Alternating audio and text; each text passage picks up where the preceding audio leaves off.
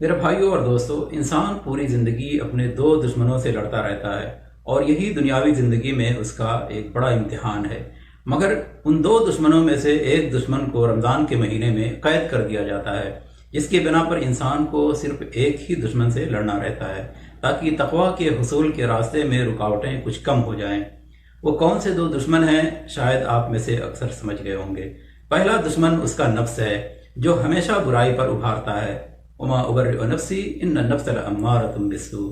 اور دوسرا شیطان ہے، جو اس کی رگوں میں خون کی طرح دوڑتا رہتا ہے، اور انسان اول کی پیدائش سے ہی وہ پوری انسانیت کا کھلا ہوا دشمن بن گیا ہے۔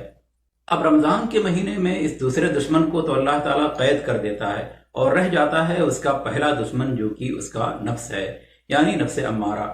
مگر یہ دشمن بھی رمضان کی عبادتوں اور اطاعتوں کے ماحول میں کافی کمزور پڑ جاتا ہے، جس کی وجہ سے انسان کو اپنے اس کمزور دشمن سے لڑنے میں زیادہ جدوجہد کی ضرورت نہیں ہوتی۔ مگر افسوس، کچھ ایسے کمزور مسلمان بھی ہمارے معاشرے میں ہیں جو ایک کمزور دشمن کو بھی نہیں ہرا سکتے، اور وہ اس کی جال میں پھنس کر رمضان کے دوران بھی برے کاموں میں ملوث رہتے ہیں۔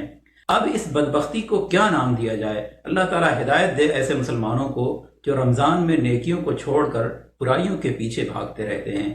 یہ کیوں نہیں سوچتے کہ ان کا دشمن کتنا خوش ہوتا ہوگا ان کو دیکھ کر کہ میں قید میں ہوں، پھر بھی یہ میرے راستوں پر چل رہے ہیں۔